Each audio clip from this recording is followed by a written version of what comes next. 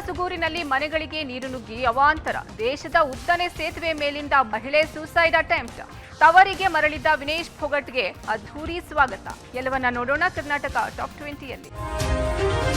ಕೋಲ್ಕತ್ತಾ ವೈದ್ಯ ವಿದ್ಯಾರ್ಥಿನಿ ಅತ್ಯಾಚಾರ ಮತ್ತು ಕೊಲೆ ಖಂಡಿಸಿ ಇಂದು ರಾಜ್ಯಾದ್ಯಂತ ವೈದ್ಯರು ಪ್ರತಿಭಟನೆ ನಡೆಸಿದ್ದಾರೆ. ಹೊರರೋಗಿಗಳ ವಿಭಾಗ ಬಂದ್ ಮಾಡಿ ವೈದ್ಯರು ಮುಷ್ಕರ ಕೈಗೊಂಡಿದ್ದರು. ಹಾಸನ, ಮಂಡ್ಯ, ಶಿವಮೊಗ್ಗ, ಮಂಗಳೂರು, ಉಡುಪಿ, ರಾಯಚೂರು ಸೇರಿ ವಿವಿಧೆಡೆ ವೈದ್ಯರು ಪ್ರತಿಭಟಿಸಿದರು. ಹಾಸನದಲ್ಲಿ ಭಾರತೀಯ ವೈದ್ಯಕೀಯ ಸಂಘದಿಂದ ಪ್ರತಿಭಟನೆ ನಡೆಸಲಾಯಿತು. ತುರ್ತು ಚಿಕಿತ್ಸೆ ಹೊರತುಪಡಿಸಿ ಇಂದು ಕೆಲಸ ಬಹಿಷ್ಕಾರ ಮಾಡಿ ಆಕ್ರೋಶ ಹೊರಹಾಕಿದರು. ಇನ್ನು ಮಂಡ್ಯದಲ್ಲಿ ಅಧಿಕಾರಿಗಳ ಎಡವಟ್ಟಿಗೆ ಬಡ ರೋಗಿಗಳು ಕಣ್ಣೀರು ಹಾಕಿದರು. ಒಪಿಡಿ ಚೀಟಿ ಪಡೆದು ಗಂಟೆಗಟ್ಟಲೆ ಕಾದು ವಾಪಸ್ಸಾಗಿದ್ದಾರೆ. ಅಲ್ಲದೆ ಪ್ರತಿಭಟನೆಯಲ್ಲಿ ಪಾಲ್ಗೊಂಡ ವೈದ್ಯರ ವಿರುದ್ಧ ಹಿಡಿ ಶಾಪ ಹಾಕಿದರು. ಇನ್ನು ಶಿವಮೊಗ್ಗದಲ್ಲಿ ಮೆಗ್ಗಾನ್ ಆಸ್ಪತ್ರೆಯ ವೈದ್ಯರು ಒಪಿಡಿ ಬಂದ್ ಮಾಡಿ ಪ್ರತಿಭಟನೆ ನಡೆಸಿದರು. ಪ್ರತಿಭಟನೆ ನಂತರ ಜಿಲ್ಲಾಧಿಕಾರಿ ಕಚೇರಿಗೆ ತೆರಳಿ ಮನವಿ ಸಲ್ಲಿಸಿದರು. ಅತ್ತ ಮಂಗಳೂರಿನಲ್ಲಿ ಐಎಂಎಯಿಂದ ಶಾಂತಿಯುತ ಮೆರವಣಿಗೆ ಮಾಡಲಾಯಿತು. ವೆನ್ಲಾಕ್ ಸರ್ಕಾರಿ ಆಸ್ಪತ್ರೆಯಲ್ಲಿ ತುರ್ತು ಸೇವೆಗಳು ಎಂದಿನಂತೆ ಲಭ್ಯ ಇದ್ವು.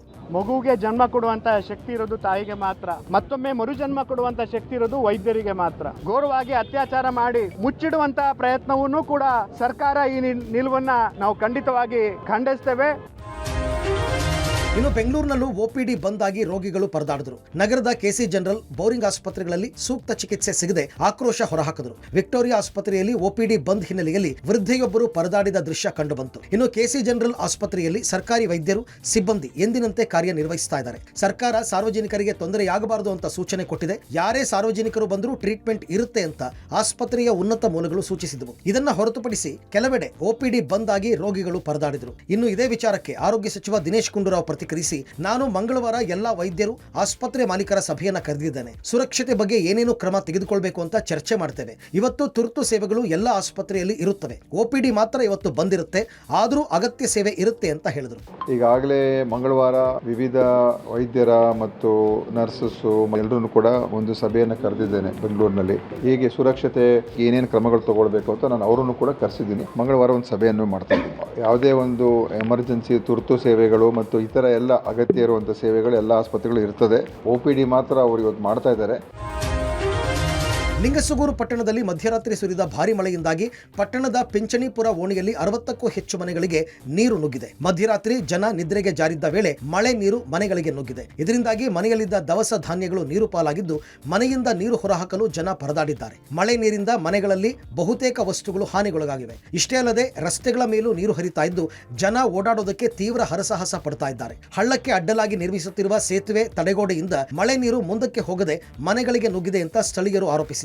ಜನಪ್ರತಿನಿಧಿಗಳು ಹಾಗೂ ಅಧಿಕಾರಿಗಳು ಕೂಡಲೇ ತಮ್ಮ ಸಮಸ್ಯೆಯನ್ನು ಬಗೆಹರಿಸಬೇಕು ಅಂತ ಸ್ಥಳೀಯರು ಆಗ್ರಹಿಸಿದ್ದಾರೆ. ಇನ್ನು ಬಳ್ಳಾರಿ ಜಿಲ್ಲೆಯಲ್ಲೂ ಧಾರಾಕಾರ ಮಳೆಗೆ ಹೊಸಮೋಕ ಗ್ರಾಮದಲ್ಲಿ ಮನೆಗಳಿಗೆ ನೀರು ನುಗ್ಗಿ ಅವಾಂತರ ಸೃಷ್ಟಿಯಾಗಿದೆ. ರಸ್ತೆ ಸೇರಿದಂತೆ ಹಲವು ಮನೆಗಳು ಜಲಾವೃತವಾಗಿದ್ದು ತಗ್ಗು ಪ್ರದೇಶಗಳಿಗೆ ನೀರು ನುಗ್ಗಿದೆ. ಅತ್ತ ಉತ್ತರ ಕರ್ನಾಟಕದ ಜೀವನದಿ ಕೃಷ್ಣೆಯ ಒಡಲು ಸಂಪೂರ್ಣ ಭರ್ತಿಯಾಗಿದೆ. ವಿಜಯಪುರ ಜಿಲ್ಲೆಯ ನಿಡಗುಂದಿ ತಾಲೂಕಿನ ಆಲಮಟ್ಟಿಯ ಲಾಲ್ ಬಹದ್ದೂರ್ ಶಾಸ್ತ್ರಿ ಜಲಾಶಯ ಫುಲ್ ಆಗಿದೆ. ಒಟ್ಟು 123.081 ಟಿಎಂಸಿ ಸಂಗ್ರಹಣಾ ಸಾಮರ್ಥ್ಯ ಹೊಂದಿರುವ ಜಲಾಶಯ ಸಂಪೂರ್ಣ ಭರ್ತಿಯಾಗಿದೆ.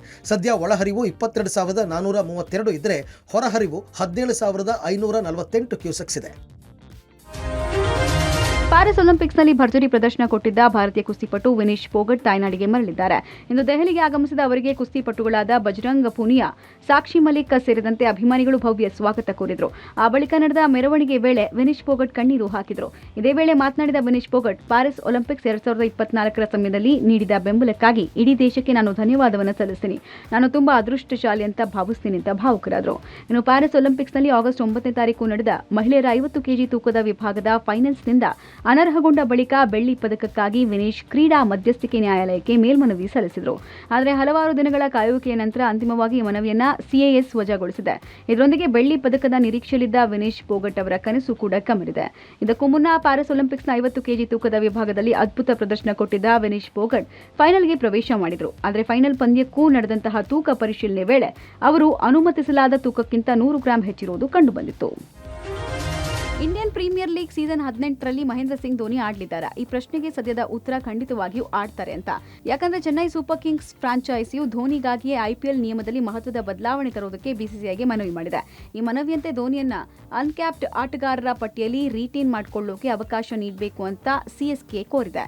ಈ ಕೋರಿಕೆಯನ್ನು ಈಡೇರಿಸೋದಕ್ಕೆ ಬಿಸಿಸಿಐ ಕೂಡ ಮುಂದಾಗಿದೆ ಎನ್ನಲಾಗಿದೆ. ಇನ್ನು IPL 2008ರ ನಿಯಮದ ಪ್ರಕಾರ ಯಾವುದಾದ್ರೂ ಆಟಗಾರ ಅಂತಾರಾಷ್ಟ್ರೀಯ ಕ್ರಿಕೆಟ್ನಿಂದ ನಿವೃತ್ತಿಯಾದ 5 ವರ್ಷಗಳ ಬಳಿಕ ಆತನನ್ನು ಅನ್ಕ್ಯಾಪ್ಡ್ ಪ್ಲೇಯರ್ಸ್ ಪಟ್ಟಿಗೆ ಪರಿಗಣಿಸಬಹುದು. ಆದರೆ ಈ ನಿಯಮವು ಬಳಕೆಗೆ ಬಾರದ ಕಾರಣ 2021ರಲ್ಲಿ ರದ್ದುಗೊಳಿಸಲಾಗಿತ್ತು. ಇದೀಗ ಇದೇ ನಿಯಮವನ್ನು ಜಾರಿಗೊಳಿಸುವಂತೆ CSK ಫ್ರಾಂಚೈಸಿ ಮನವಿ ಮಾಡಿದೆ. ಧೋನಿ ಅಂತಾರಾಷ್ಟ್ರೀಯ ಕ್ರಿಕೆಟ್ಗೆ ನಿವೃತ್ತಿ ಘೋಷಿಸಿ 5 ವರ್ಷ ಆಗಿರುವ ಕಾರಣ ಈ ನಿಯಮವನ್ನು ಜಾರಿಗೊಳಿಸುವಂತೆ CSK ಆಗ್ರಹಿಸಿದೆ. ಅದರಂತೆ ಈ ನಿಯಮ ಜಾರಿಯಾದರೆ ಧೋನಿಯನ್ನು ಕಡಿಮೆ ಮೊತ್ತ ಕೊಟ್ಟು ಅನ್ಕ್ಯಾಪ್ಡ್ ಆಟಗಾರರ ಪಟ್ಟಿಯಲ್ಲಿ ತಂಡದಲ್ಲೇ ಉಳಿಸಿಕೊಳ್ಳಬಹುದು. ಕಳೆದ ಸೀಸನ್ನಲ್ಲಿ ಧೋನಿಗೆ 12 ಕೋಟಿ ರೂಪಾಯಿ ಕೊಟ್ಟು ಉಳಿಸಿಕೊಳ್ಳಲಾಗಿತ್ತು. ಈ ಬಾರಿ ಕೇವಲ 4 ಕೋಟಿ ಕೊಟ್ಟರೆ ಸಾಕು ಎನ್ನಲಾಗಿದೆ.